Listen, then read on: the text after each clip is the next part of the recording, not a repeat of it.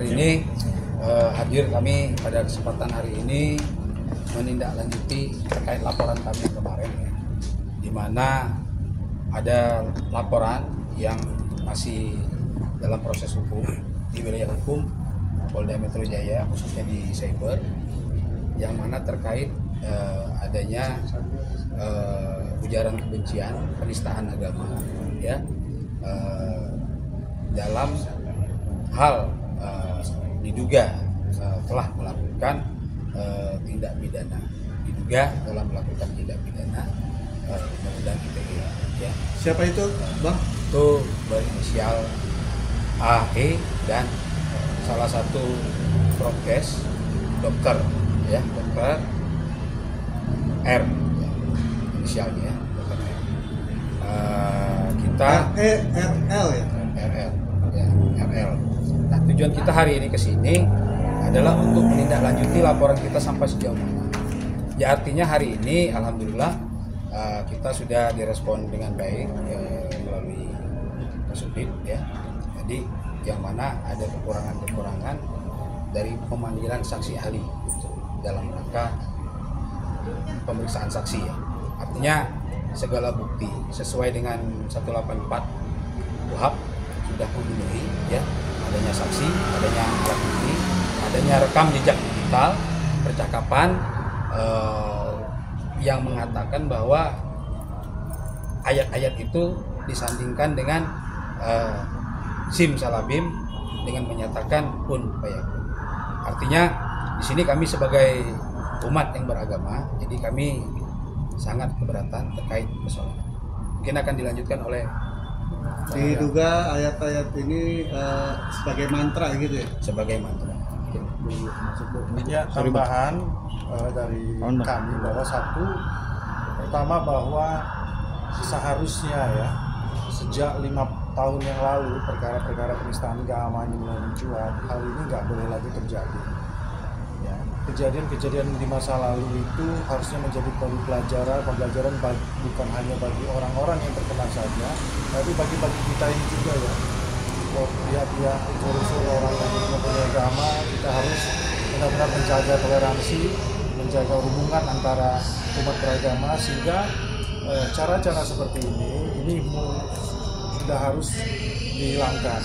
Apalagi yang saya dapat info bahwa kedua orang tersebut adalah influencer, ya, membuatnya dalam suatu podcast, tentunya sudah sistemik, ya, sudah terencana, temanya juga sudah ada, ya, dan itu tentunya unsur dengan niat dengan sengajanya kemungkinan besar juga sudah ada.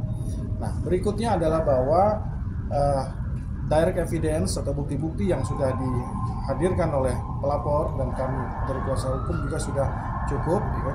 Bukti-bukti fisik berupa rekaman dan juga keterangan saksi, ya, keterangan pelapor, dan tinggal satu lagi mungkin step terakhir adalah dari keterangan ahli untuk menentukan arah daripada penyidikan ini masuk atau tidaknya perkara ini ke dalam suatu tindak pidana.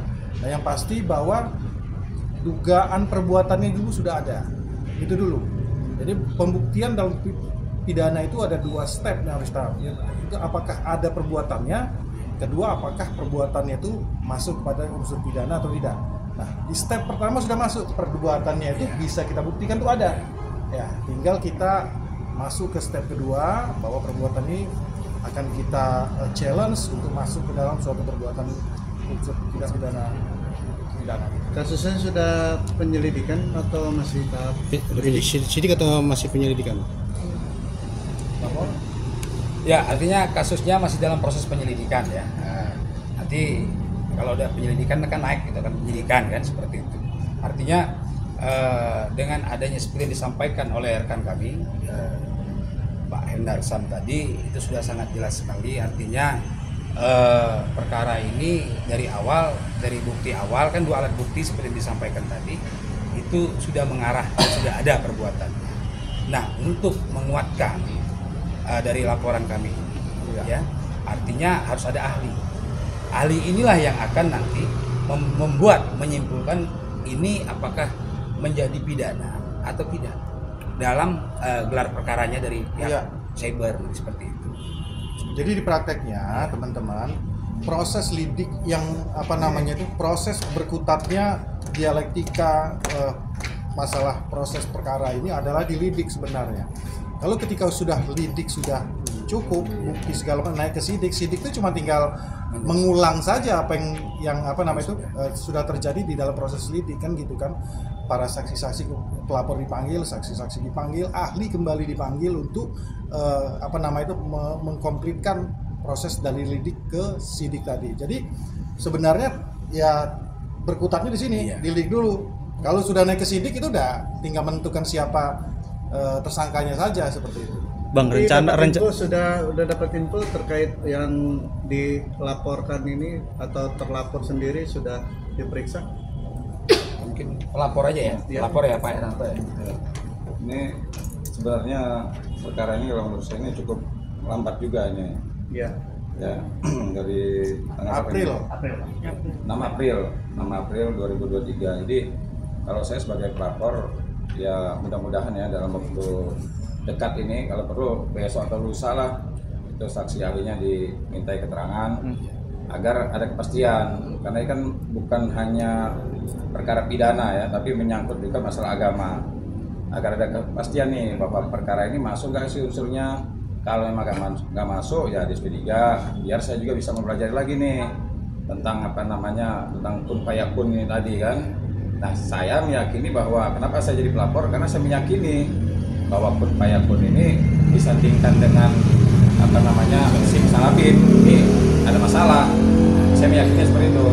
Nah, makanya segera penyidik Polda Metro meminta keterangan ahli agar kami juga saya termasuk sebagai pelapor bisa lega juga gitu.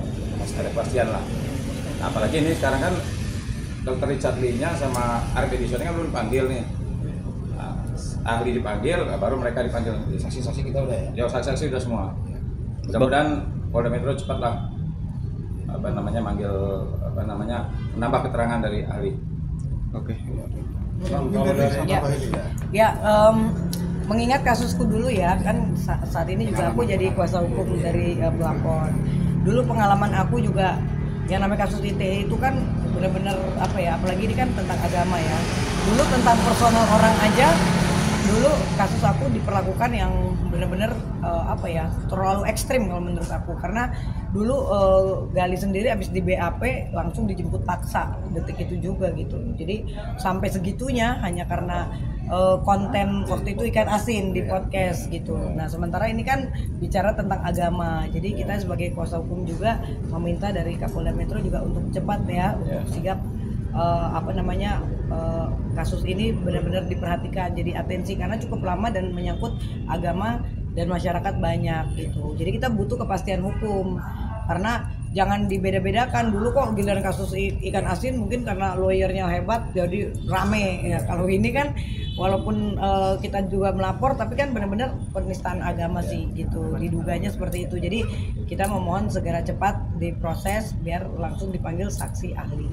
Terlapor mau ada komunikasi dengan abang atau mungkin?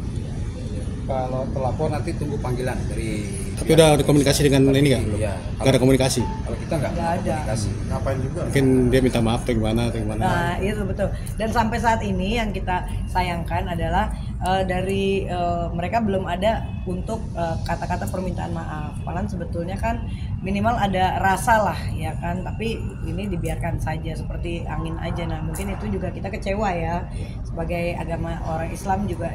Kita ngerasa kok kayak dipermainkan. Nah, makanya kita butuh kepastian hukum saat ini. kita datang untuk mengetahui perkembangan sampai di mana proses penyidikan ini. Berarti saya dibilang tidak ada ikat baik dari CRL ini ya? Iya, kita bisa bilang seperti itu. Belum ada rasa untuk meminta maaf gitu. Mas Ferry boleh tambahin, Mas Ferry? Kalau saya melihatnya dari sisi masyarakat umum ya, mewakili masyarakat umum. Jadi sebenarnya sangat disesalkan, apalagi penggiat-penggiat YouTube ini seharusnya lebih memperhatikan isi konten yang mereka buat, karena jadi nggak semata-mata hanya untuk kepentingan pribadi, keuntungan pribadi, tapi mereka juga harus lebih teliti apa yang mau mereka sajikan. Kan banyak ahli-ahli di luar sana. Kalau memang ini sedikit menyerempet ke agama, harusnya mereka konsultasi dulu pada ahlinya. Apakah ini boleh saya sajikan, saya tayangkan, akankah ini menjadi polemik atau menyinggung agama tertentu? Seharusnya lebih itu aja sih buat saya. Jadi untuk kedepannya mungkin himbauan saya kepada penggiat-penggiat itu lebih memperhatikan hal-hal tersebut lah. Kan sebelum ditayangkan ada editing. Nah, pada saat udah jadi, konten itu kan bisa disajikan kepada yang ahli-ahli. Apakah ini layak untuk saya pertontonkan kepada halayak? Oh, tapi kontennya masih ada nggak dari take down? Ya, artinya gini, artinya kita tidak ada toleransi bagi penista agama, itu intinya. Tidak ada toleransi bagi penista agama. Karena agama manapun kita menghormati. Jangan sampai nanti timbul pecah belah gara-gara agama, kan begitu. Jadi kita sangat miris sekali ya, itu aja. Oke. Setelah dicek ulang masih ada di situ. Masih ada. Video itu kan tetap ada. Itu kan tetap ini. Harusnya kan mereka orang yang punya prokes kan disaring dulu nih, mana yang harus ditampilkan, mana yang harus tidak, kan begitu. Nah, kalau dia melakukan pembiaran seperti ini apa nanti apalagi itu ayat-ayat suci, ya kan? Ayat-ayat suci Al-Qur'an ini jelas sekali di Yasin ada, di An-Nahl juga ada itu kan. Di ayat 40 itu jelas. Apa yang lagi di Yasin kun fayakun itu di ayat 82 jelas sekali bunyinya. Jadi jangan disamakan dengan simsalabim, abrakadabra berkun fayakun, itu udah sangat-sangat miris sekali kita sebagai umat muslim yang biasanya sebenarnya malam Jumat kita baca. Iya. Sebenarnya kan itu kan kalamullah. Kalamullah tidak bisa disandingkan dengan kalimat kita sebagai insan manusia. Oke. Boleh lihat itu yang di bawah apa? Ya, ini pertama tadi surat kuasa ya, surat kuasa kita menghadap ya. Ini surat kuasa dari Pak Irwanto ya sebagai Ini pasalnya ini dijelaskan nih Undang-Undang Nomor 19 Tahun 2016 tentang perubahan atas Undang-Undang Nomor 11 Tahun 2008 tentang ITE ya. Yang jelas kalau untuk pidananya itu di pasal KUHP-nya 156A-nya ya. Itu aja sih. Ancamannya, Bang? Kalau ancamannya itu ya tahunan ya. Siap-siap aja nanti tergantung penyidiknya, tergantung jaksanya menuntut berapa kan. Yang dilaporkan berapa orang? Yang dilaporkan 2 orang. Yang tadi si AE dan dokter Richard RL. Jadi kita tidak menyebutkan nama langsung. Sip. Oke, Bungkus. Kode etik.